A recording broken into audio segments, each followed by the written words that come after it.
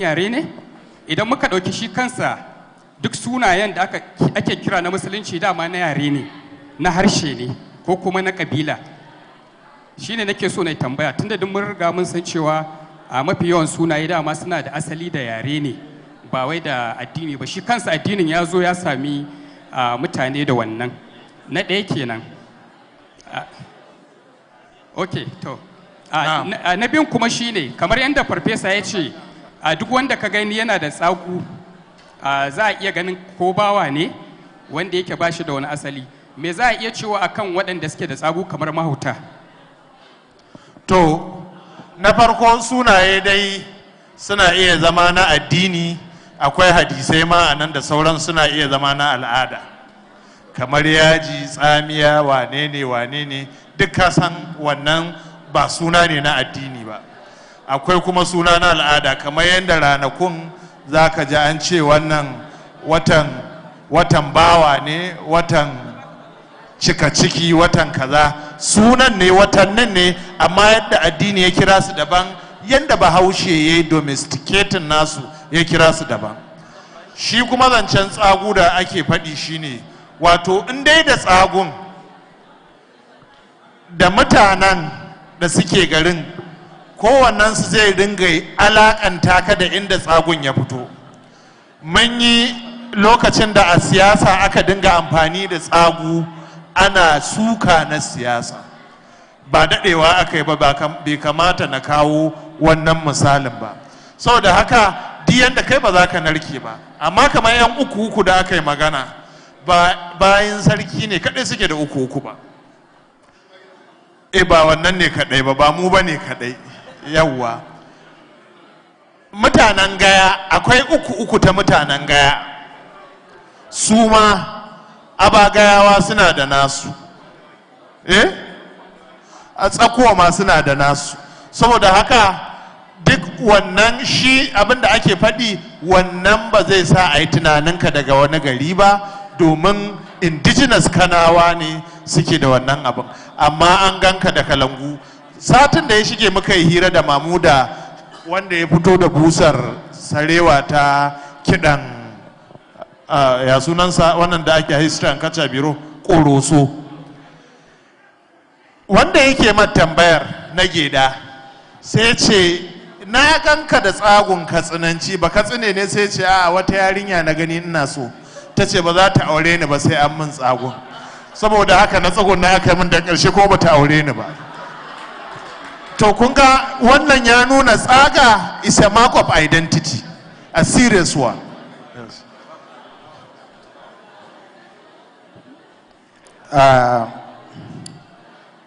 Assalamu alaikum na ji daɗi kwarai da Allah ya bani dama na zo wannan wuri abu biyu za ni magana ka fara dariya ma Nasiru ba Kano ne kai ni ba Kano ne ita ce tambaya ta farko a'a ba Kano ne kai dan Kano ne ni Professor ba Kano ne kai ba Kano ne kwarai ba Kano ne ni to bari in koma baya shekara 1988 ina shugaban ɗaliban Hausa a makarantar Katsina Polytechnic kafin ta koma Hassan Usman Katsina Polytechnic na tattaki na zo gidan Garban Bici na samu iso na samu ɗan masanin Kano marigayi mai tamasule Allah ya gafarta masa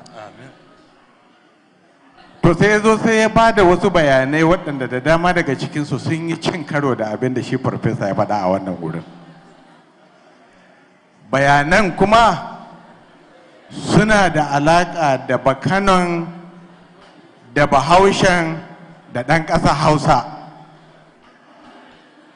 abin da ya sa na tambaye ma Nasiru idan ba Kano ne shi Allah ya taimake shi ya ce ba Kano ba ne ba a ca ne ma dan Kano ne ni ai ba Kano ba kenan in haka ne dan Kano da ni da kai yanzu na zauna Kano mun zama ɗaya kenan to abin da nake so in faɗa ya faɗi abin da ba Kano yake na'am ya ce lallai ne akwai bakanan mutum a garin Kano a ƙasar Kano amma ga da yake wannan 1988 sai ce bakanan nan tilas ka same shi da wasu abubuwa waɗanda suke bayyananu gare shi sai ce ga su lalle za ka gan shi baƙi ne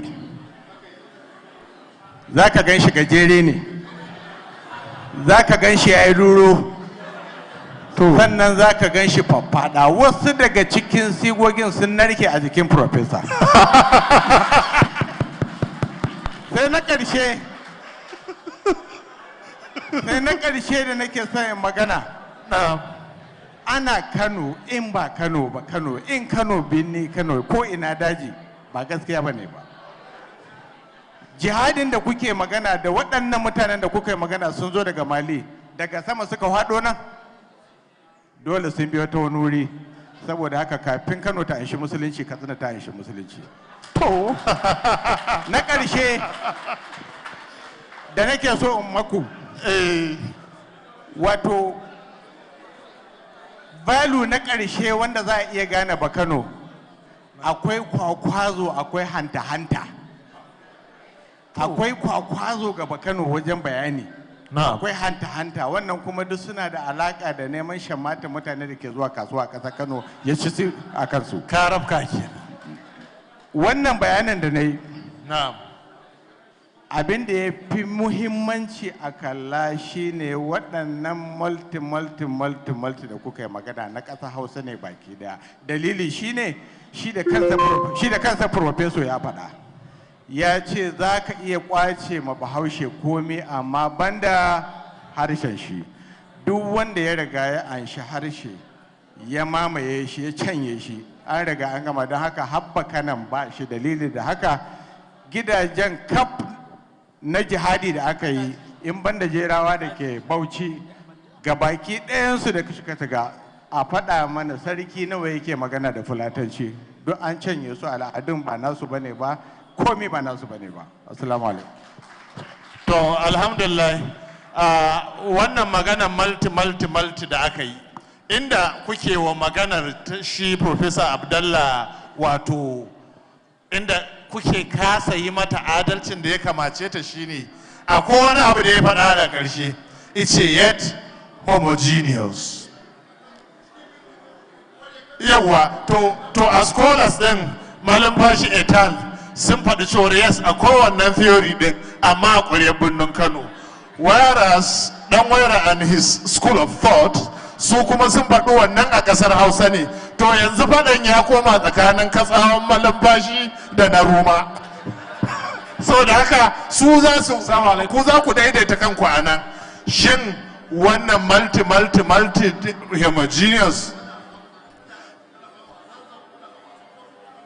yawa to gaya masa ba shi microphone ya gaya masa bari zan yi tambaya ne ba shi microphone ya gaya masa da mic professor da yayi magana ɗazu game da sorry prof baya jin maganganun sosai saboda hayaniya ba na saboda echo amma akwai wata magana da na yarda da abin da dan waire ya faɗa na yarda ai mai gidana ne ka san su Katsinawa da zage-zage iyayen gidan Kanawa ne duk mun yarda wallahi mun yadda Allah ya ƙara arziki duk ba kaji ne da duk ba zan zagi iyayen gidan Kanawa ne so ku rike sarautar mu rike Dangote mu rike Dantata mu rike Abdul Samad gaskiya ku rike sarautar Abdul Samad Dangote da Dantata muna ma kokarin mu ga ko Dangote zai yadda ya sai Katsina saboda gaskiya ne a mai da ita gonar rake to ga sufi can a baya amma maybe I spilling over wai muna da iyakar iya wanda za su tambaya bayan sufi guda uku wasu kabilu ne guda uku na farko akwai wasu kabilu da suke ikirarin cewa su ne ma Kano su ne Kurama na biyu akwai wasu kabilu da suke kirarin cewa daga Kano suke amma an tilasta musu ne su yi sallah suka bar Kano suka tafi Nasarawa su ne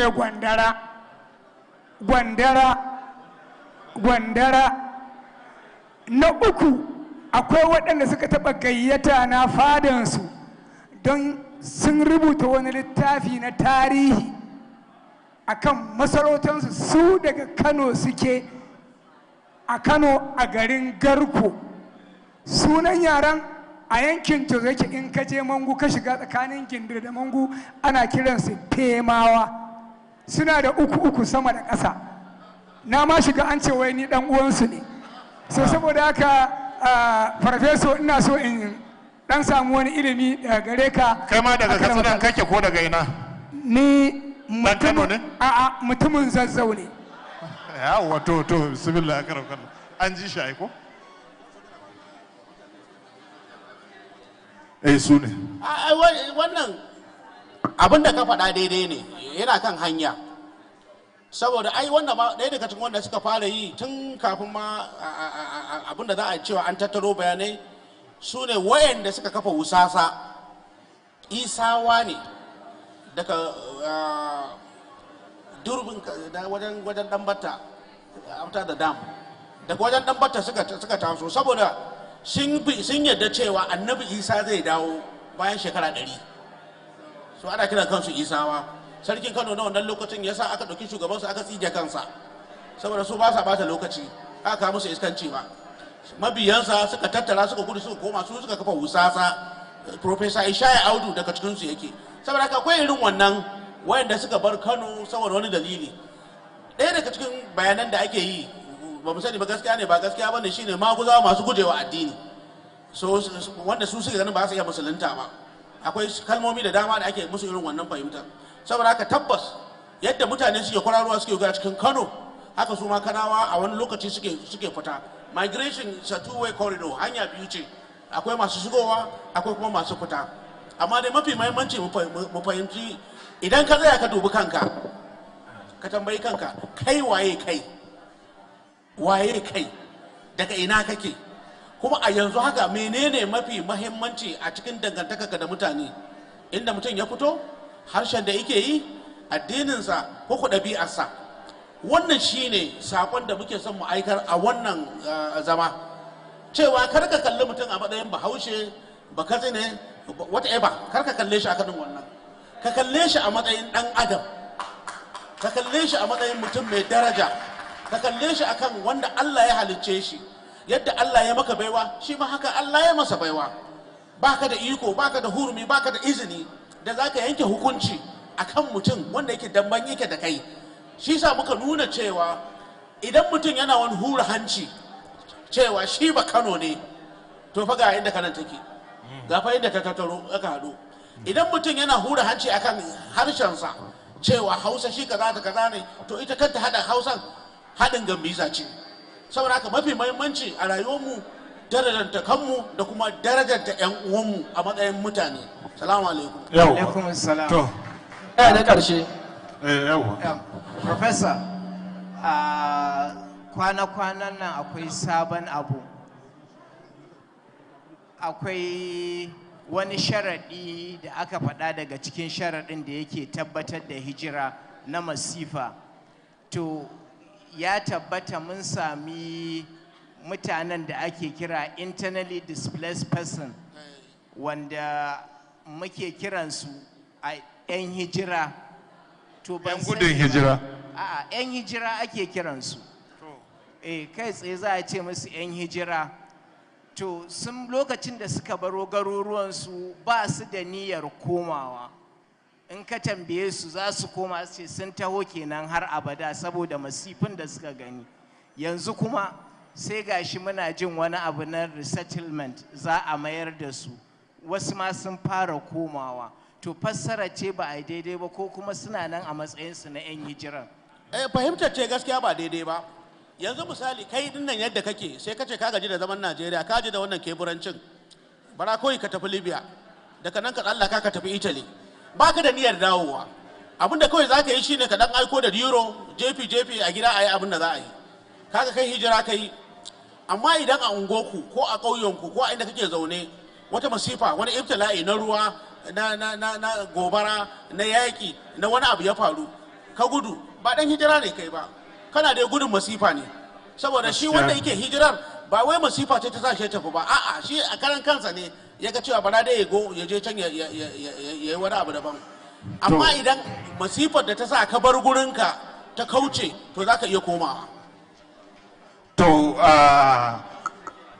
yawwa akwai sufi shine mutum na ƙarshe da ya daɗe yana daga hannu. Yawwa. To daga nan an rufe kofar tuba, wai an rufe kofar tambaya. A karama kallon so nake in tabbatar. Duk da dai mata ba wacce ta yi. Ba wacce ta yi gaskiya. Ban sani ba Profesa Malumfashi ba wata mace da ta yi mana tambaya a nan, ko ba kana ba ne matan namu na nan. So nake in tabbatar. Tattaunawar ta tsaya iya batun Kano diaspora ne ko ta haɗe da batun 'yan kaka gidan ƙasar Kano.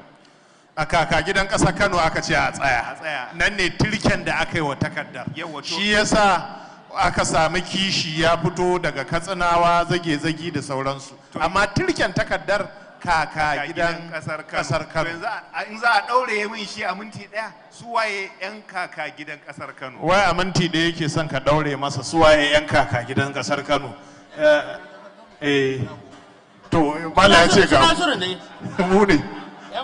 Larabawa da Fulani. Da Larabawa da mutane. Ka gane, nake jin kamata yi mu fito da saƙon da muke son mu fitar a wannan maganar. Really, historical details da muka bayar, mun bayar ne don a nuna cewa yaya identity formation yake. That is the whole idea. Whether you are diasporan, whether you identity formation. Who am I? What am I? This is the most important thing. So we can look at history. We can look at history and say history is fantastic. History is full of flows. And at the end of the day, who are we? And what do we believe in? What is our identity? And most importantly, yeah, we can relating to other people. That is what is the critical point, inshallah. Alhamdulillah. Amdallah ƙara taɓa musu. Professor Abdullah Uba Adamu, Malam Nasiru Wada Khalil. Za ku tsaya ɗan ɗauke ku hoto. Da Allah ɗan ƙaro min kujera babba guda ɗaya volunteers.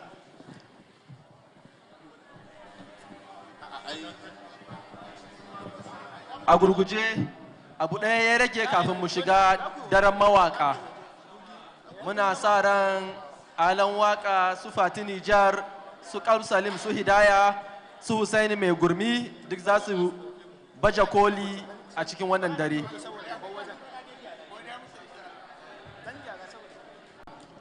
In masu ɗaukan hoto sun gama.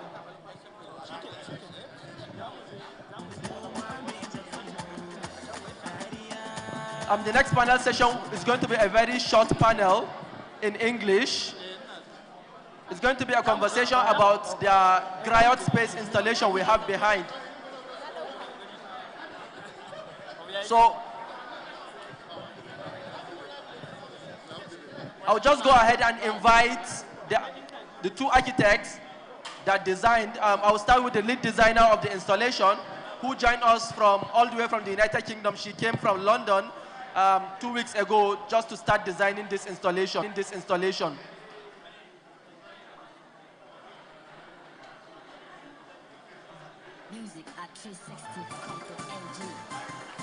So I'll invite Antoinette Yetunde Oni, who is a British-Nigerian architectural designer, a multidisciplinary artist and writer with a focus on the global south.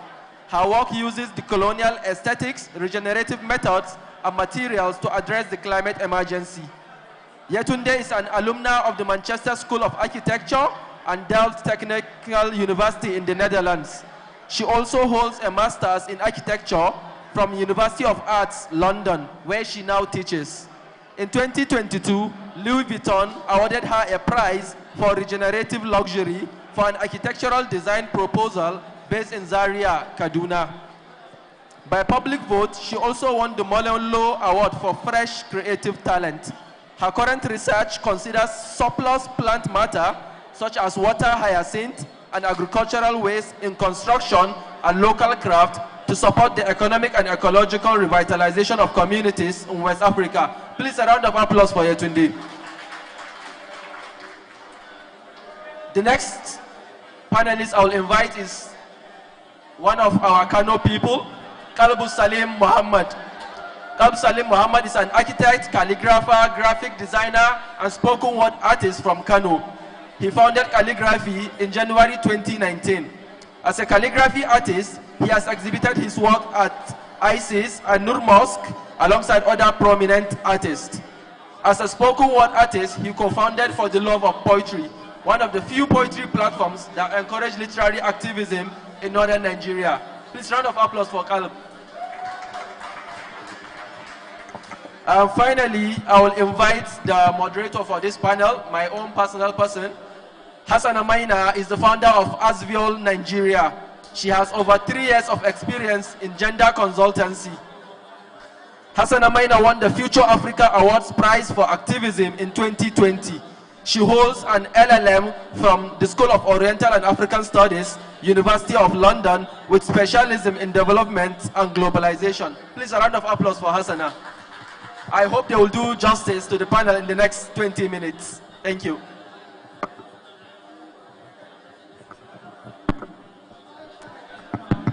Assalamu alaikum mutanen Kano. Ba ku ansa sallama ne? Da aka yi a Kaduna sun ansa sallama. So let me give you another chance. Assalamu alaikum mutanen Kano. Sannunku. Sunana Hassana Maina kamar yadda Sada ya faɗa, kuma gani nan da Salim, kuma da Antoniette. We're going to be doing this panel in English because Sada does not trust my Hausa. He has given me 2 chances for the last 2 years, and I think I messed it up. So I'm going to start with you, Antoniette. I saw the installation at the back, and I wanted to know what the creative process is for you, because now we're talking about Hausa architecture, and it's very different. Like, you know, we have the Zaure, and, you know, there are just so many artifacts that we have that is so unique to, like, you know, the northern Hausa culture.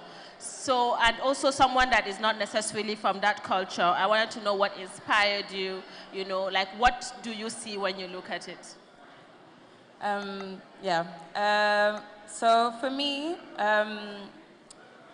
the main inspiration, especially as a guest in Hausa land, was to look at the artifacts and materials and objects that can be found traditionally in a Hausa home.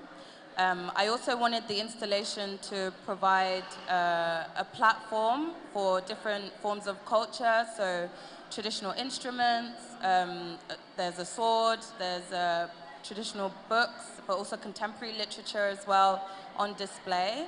And I really wanted to look at the materials that are available on our doorstep and use those as the main materials for the installation. So it's really an opportunity to showcase local materials and local culture.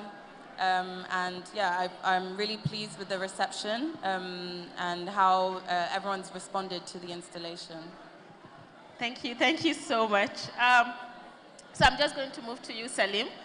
And I just wanted to ask specifically with regards, you know, expression. The theme for this year is diaspora. And, you know, it has forced us to think about identity, about changes, about moving, about our culture, right? So I wanted to find out what you think the role of colonialism, you know, the role of culture exchange, and what all of that is doing to us, you know. And I'm asking that specifically because I saw your performance where you performed in Ngosa, English and Hausa. So I wanted to, you know, is that necessarily a good thing? Is it a bad thing? You know, so when we say our culture is dying and then we have artists like you know, performing in English and Hausa, what pushes you to do that? First of all, the name is Kalb Salim. Yes. So with regards culture and the effect of colonialism, we currently live in times where you cannot divorce one from the other. It's the reality that we live in, and we are trying to retrace our footsteps back to it, because it's like an awakening we are having that, okay, this person, this ideal thing that we have in our heads is not it.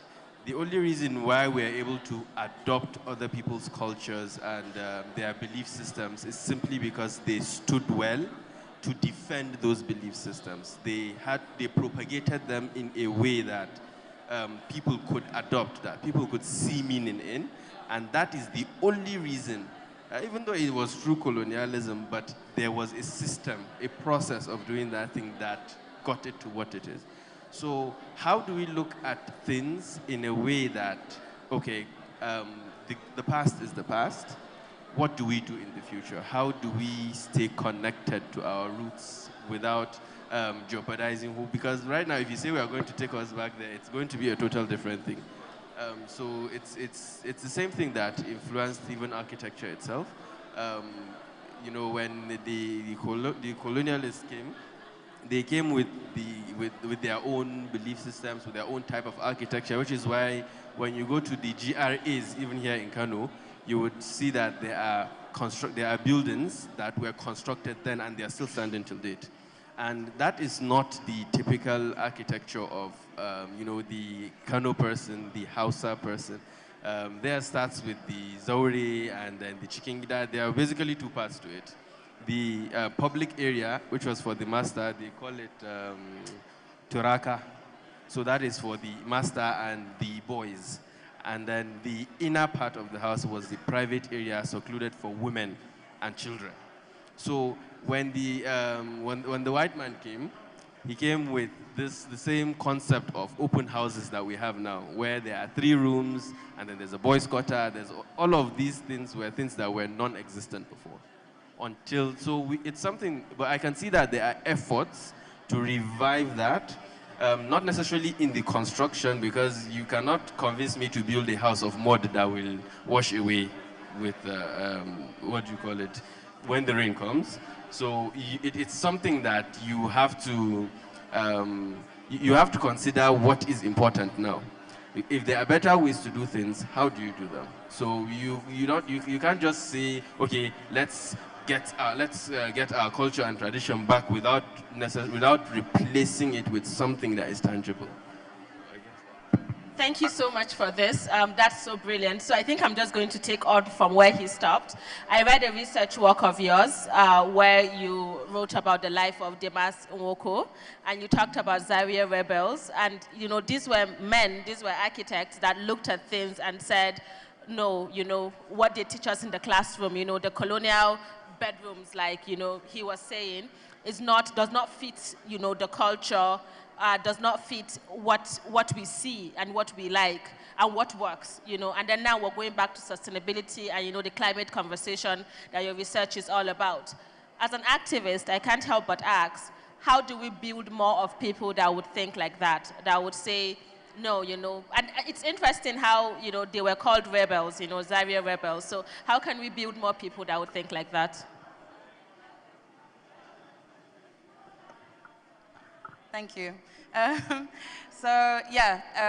Thank you. That's a great question. I became really fascinated with the Zaria rebels when I was in university, and I was studying in the UK and really struggling with finding examples of architecture that represented home for me, which was Nigeria. And then I found out about this incredible art movement, student-led art movement in the north of Nigeria that was producing painters, sculptors, thinkers that were sort of pushing this ideal of what African art and design could be. Demas Nwoko trained as a painter and sculptor, I believe, but he was one of the only Zaria rebels who went on to explore those same ideals and philosophy through architecture. So, and if you see from the buildings that he created throughout his life, he really tried to push climate-appropriate responses to architecture and towards the sort of spatial design of our lives. So that was evident in the materials that he used, very much bio-based materials, using the local earth, using laterite clay, which is widely available, instead of relying heavily on concrete, which was really popular at the time. This is in the last century, towards the later end of the last century. And very much looking at ventilation techniques, so not having to rely on air conditioning units or artificial forms of cooling, but actually designing the building in a way that would naturally cool itself. And really and truly, this was nothing new. This is the way our ancestors built. This is the way our grandparents and great-grandparents would have built their environments and lived. So really learning from that wisdom and bringing it forward. With regards to the Zaria Rebels, it was actually a female faculty member in the art school who led the art movement, and then the students themselves were really disenchanted with the curriculum that they were being taught, so they made up their own curriculum. And the movement really only lasted for about 3.5 years because the university themselves clamped down on the student-led movement. So for me, I think really what needs to happen, especially within Nigerian education, and probably across the continent and across the global south, is sort of fostering the rebellion in a way, fostering that rebellious spirit in a way, or channeling that natural, youthful ambition or imagination and exploration in a way that is conducive, so that the young people coming up in the creative environments, also within science, also within research in different fields, can really have the confidence to carve their own path. I feel like currently the Nigerian education system, and I say that as someone who's schooled in Nigeria, the Nigerian education system can sometimes stifle creativity because it's very instructive. And that's not really our fault, it's what we were given, and so we've just done the best with what we were given. But we now need to create students who will ask questions, who will push back, who will say, no, I don't really agree with that, I'm going to try this path. And we need to sort of foster that natural rebellion within children and not try and squash it out, but help them to channel it in a way that is productive, no matter what they want to do. Thank you so much. That was a succinct answer. So I'm just going to move to you because, and I'm moving to you specifically because I know that you've done so much calligraphy. And I want to ask on inscription. And I want to bring it down home to like a recent event that has happened in Kano. I think there was a demolition of a building in front of the government house that I read somewhere, and that it's because the inscription on it had some cross sign. And I just wanted to ask about inspiration, and because clearly the architect that designed it is a Muslim woman, so she would not clearly intend to design Kano and put a cross sign. You know, so I wanted to ask as an architect, you know, and as the thought process of your creativity, you know, for inscriptions and design and, you know, the Tambering Arewa, like, you know, and all of those things. I just wanted to find out about your opinion on that, if that's okay. Okay. Yes, it was a very sad thing that Hajia Kaltumagana's design had to be torn down. Because, you know, that it was very monumental, but you cannot blame the government for doing what they think is right. I would say it's not something that they would do. Obviously, whenever you're trying to bring something down, what you do is justify the reasons why you do that, and you would practically go to any lengths to just say, okay, this chair is white. I don't think it's white, it's black. It's not white, it's cream, and whatever you see, as long as you have the power to do that, you're only looking for something to pacify, to give people reason, because they would keep asking why did you do this, why did you do that? Even when you know, people wrong us and we don't see it coming, we keep asking ourselves, why did that person do this to me? Why did you do this? And you would keep looking for reasons why. So I feel that is the only reason, or the reason I can see, let me say it that way, that they did that. But what do you think? What do you think that would represent to other, you know, young? We're talking about rebellion. We're talking about creativity. We're talking about channeling. You know, but what do you think that would, like, you know, what? I mean, I understand what you said, but I just wonder how you felt personally as an artist about to create. Like, do you now go to create things and then you're wondering, I don't want to pass the wrong, because I mean, that wouldn't be good for a creative process, will it?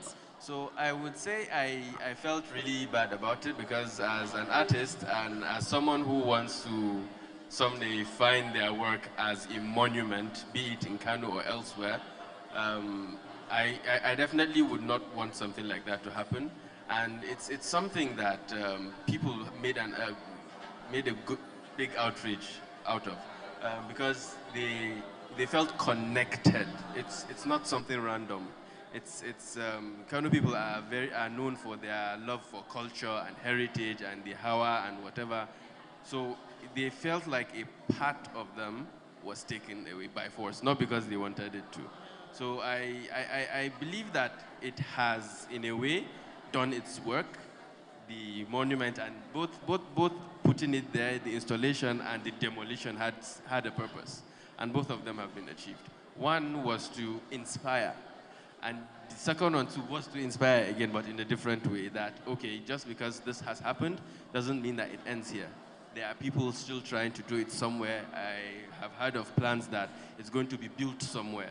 So it's still progress in one way or the other when we look at it. Oh, okay. Thank you so much for such brilliant answer. Sada, do we still have time? 5 minutes. So can we take questions?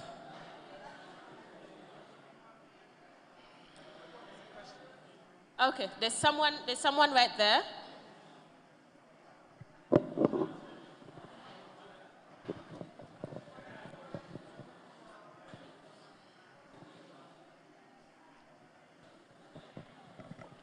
Assalamu alaikum wa rahmatullah.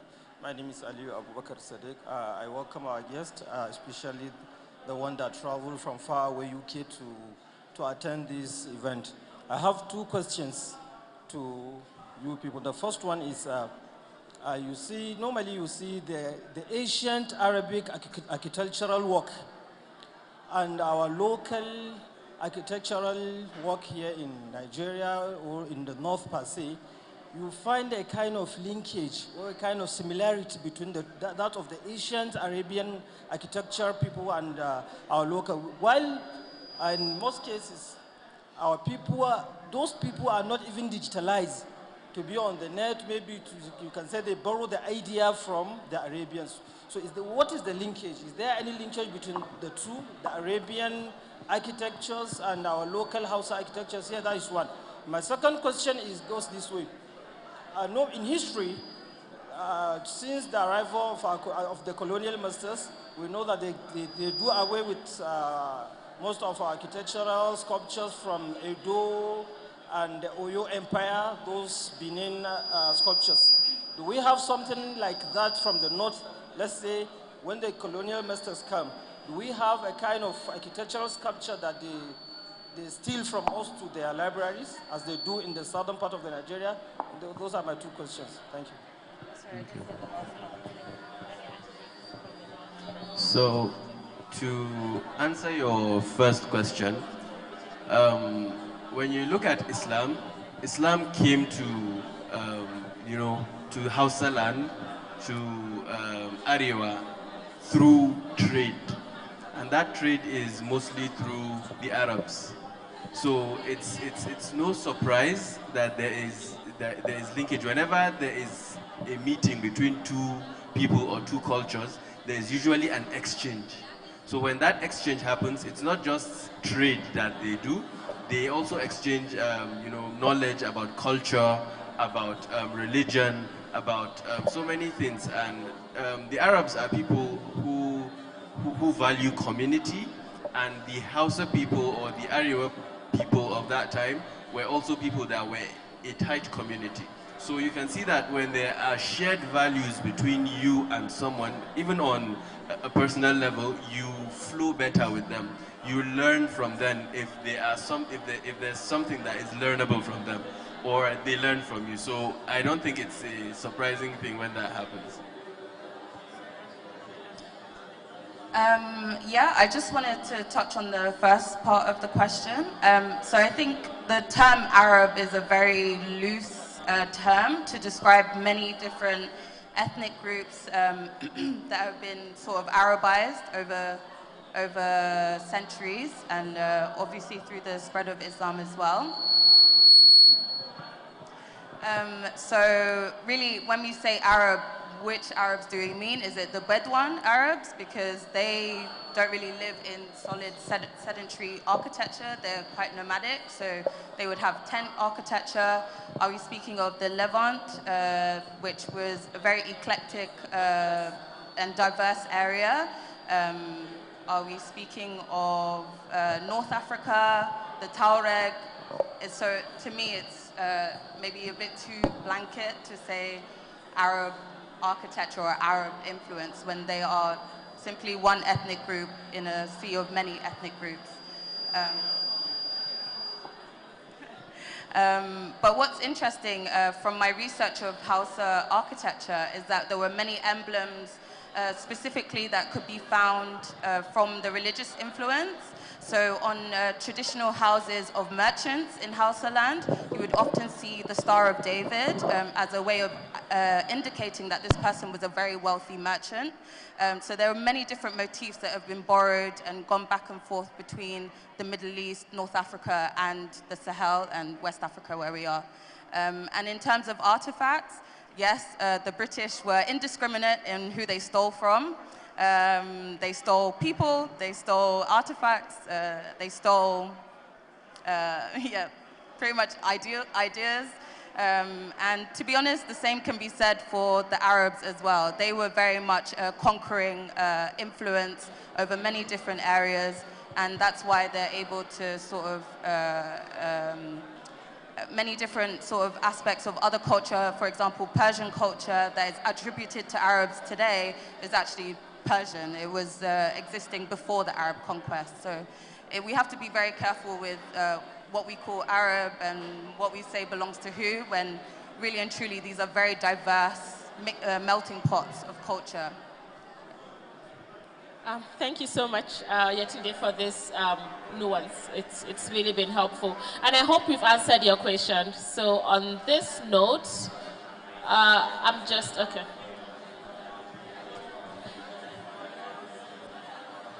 I'm sorry, but does it not say something that it's on my panel that a woman decides to speak?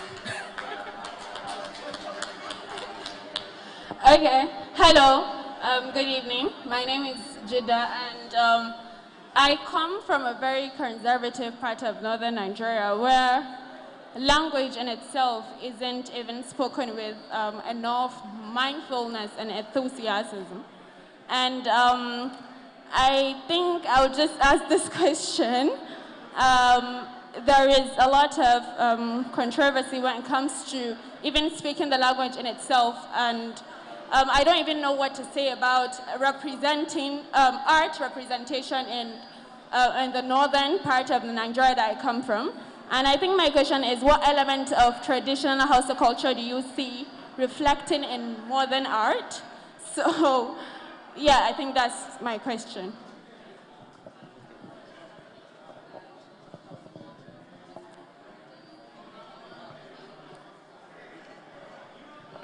To answer your question, you mentioned that what aspect of northern culture? Typically you would see the what do you call it? They lean towards the emirate royalty sort of designs, Gidan Sarki, Al-Gaita. These are repetitive things. These are things that still hold value. So you would notice that they are used a lot in designs. Even in my own works, I try to implement those because that is what you would identify with, and that is your culture and whatever it is that you do, your traditions, those are the things that are missing, that people don't see until you show them. So as much as it may look like a cliche for you to do that, to use those same elements, it's not a bad thing for you to do that. You should only look for different ways, a different way to showcase that light. And that is what being a contemporary artist means in our times. You don't necessarily have to do it like it has always been done. You just have to find spaces where these sort of ideas are accepted and propagated. Does that answer your question? For me, I don't know much specifically in the Hausa context, but I can say widely in terms of Nigerian contemporary art and what that means. I guess the art that I would care about is the art that addresses the needs of the people. So there are many fantastic film artists, movement artists, painters, writers as well. I would also describe them as their work as art in a way, who are addressing the contemporary issues that we face today in Nigeria. So I would class that as, I guess, contemporary art, a contemporary manifestation of art. I want to add something to that. A lot of times when artists here in the northern part of Nigeria do art, they mostly create that art to sell it. Not necessarily, so they mistake sales for meaning. So when something is being bought, it means it has some sort of value. So if it is not being bought, then they discard whatever personal ideas that they have and then pursue what is in demand. So I think the best way to go about it is to find a balance between what people want and what you want. Wow. Okay, on this note, thank you so much for listening. And that would be it from the panel on Hausa architecture and performance. Thank you so much.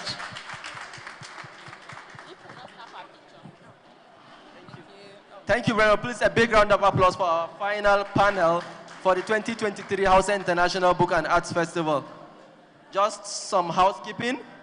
The next thing that we're going to have is the performance night. Abunda gaba shine daren mawaka.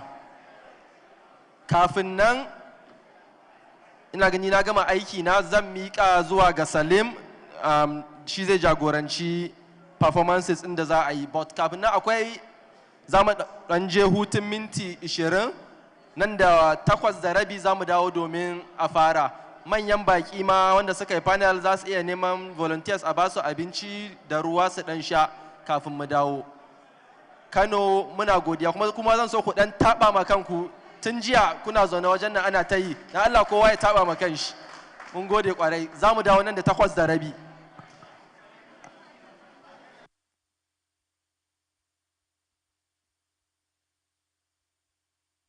Volunteers, can you clear the stage, please?